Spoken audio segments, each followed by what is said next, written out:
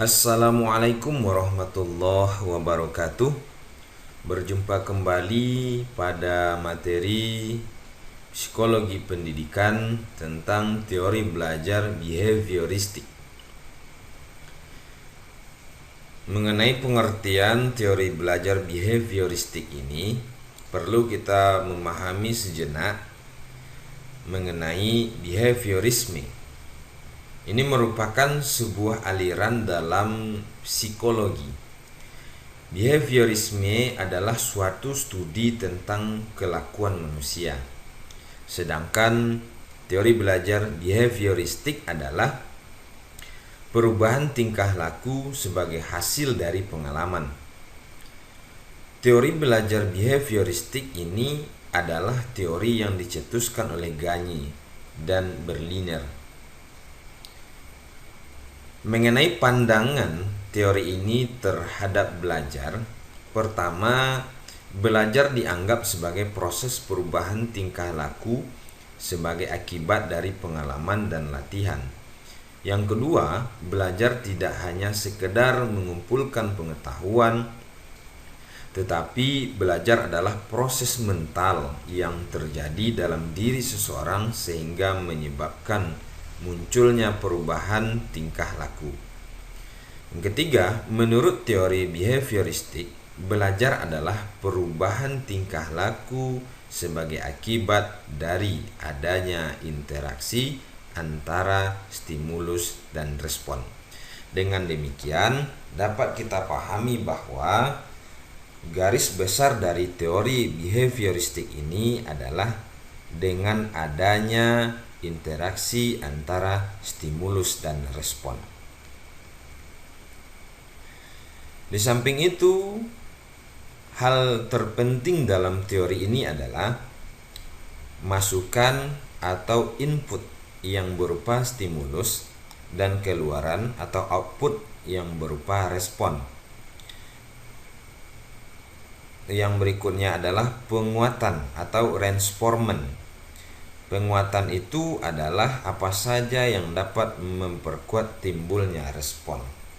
Jadi dengan adanya stimulus diperlukan reinforcement-nya sebagai penguat atau upaya yang dilakukan agar timbul respon.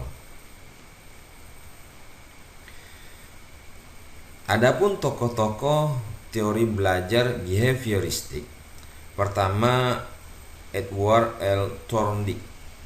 Berdasarkan teori ini, maka Thorndike melahirkan beberapa hukum pokok dalam proses belajar manusia. Antara lain, ada namanya hukum kesiapan. Yang kedua, ada hukum latihan. Dan yang ketiga, ada hukum akibat. Ciri-ciri belajar menurut Thorndike ini, pertama ada motif pendorong aktivitas. Kedua, ada berbagai respon terhadap sesuatu.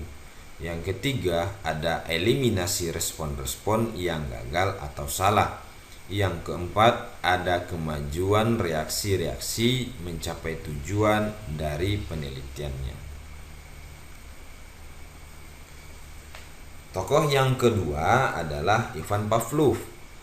Ivan Pavlov ini menemukan dan mengembangkan teori belajar classical conditioning atau pengkondisian klasik, yaitu pada tahun 1849 sampai 1936.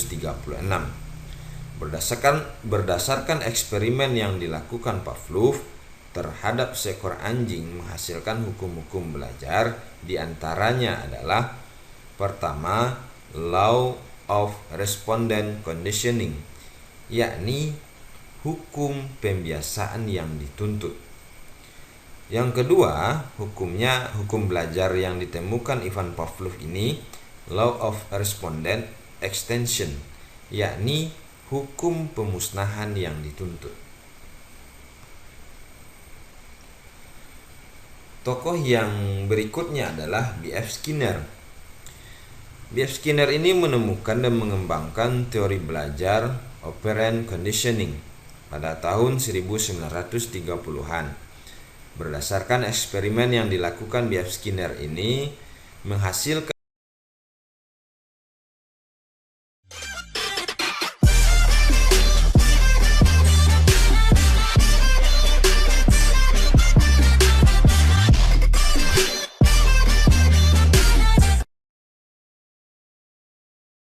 hukum-hukum belajar, di antaranya pertama, law of operant conditioning, yaitu jika timbulnya perilaku diiringi dengan stimulus penguat, maka kekuatan perilaku tersebut akan meningkat. Yang kedua, law of operant extension, yaitu jika timbulnya perilaku operant telah diperkuat melalui proses conditioning, tidak diiringi dengan stimulus penguat, maka kekuatan perilaku tersebut akan menurun bahkan menjadi musnah. Berdasarkan pendapat para ahli yang sudah kita bahas sebelumnya, terdapat kelebihan dari teori belajar behavioristik ini. Pertama, teori ini cocok diterapkan untuk melatih anak-anak yang masih membutuhkan dominasi peran orang dewasa, suka mengulangi dan harus dibiasakan. Kedua, guru tidak membiasakan memberikan ceramah lagi, sehingga siswa dibiasakan dengan proses belajar mandiri. Ketiga, kelebihannya mampu membentuk suatu perilaku yang diinginkan, mendapatkan pengakuan positif, dan perilaku yang kurang sesuai mendapat penghargaan negatif yang didasari pada perilaku yang tampak. Yang keempat, dengan melalui pengulangan dan pelatihan yang berkesinambungan dapat mengoptimalkan bakat dan kecerdasan siswa yang sudah terbentuk sebelumnya.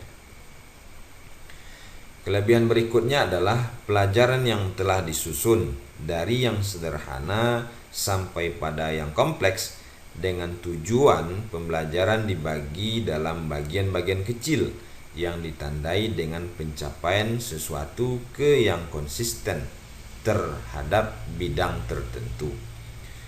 Yang berikutnya dapat mengganti stimulus yang satu dengan stimulus yang lainnya, dan seterusnya sampai respon yang diinginkan itu muncul. Dan terakhir, teori ini cocok untuk memperoleh kemampuan yang membutuhkan praktek dan pembiasaan yang mengandung unsur-unsur kecepatan, spontanitas, dan daya tahan. Di balik adanya kelebihan, tentu ada kekurangannya. Kekurangan teori belajar behavioristik ini, pembelajaran siswa yang berpusat pada guru atau yang kita kenal dengan teacher centered learning, dan hanya berorientasi pada hasil yang diamati dan diukur. Kedua, siswa hanya sifatnya mendengarkan dari apa yang dijabarkan oleh guru di depan kelas dengan tertib. Penjelasan guru didengar dan menghafalkan apa yang didengarkan tersebut, lalu dipandang ini sebagai cara belajar yang efektif. Kekurangan berikutnya adalah siswa perlu memotivasi dari luar dan sangat dipengaruhi oleh penguatan yang diberikan oleh guru.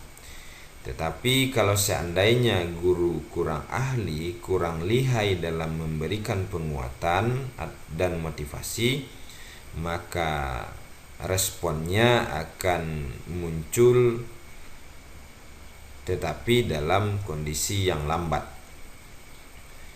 Kemudian kekurangan berikutnya adalah cenderung mengarahkan siswa untuk berpikir linier, tidak kreatif dan tidak produktif karena didominasi oleh peran gurunya, seperti yang sudah kita jelaskan sebelumnya.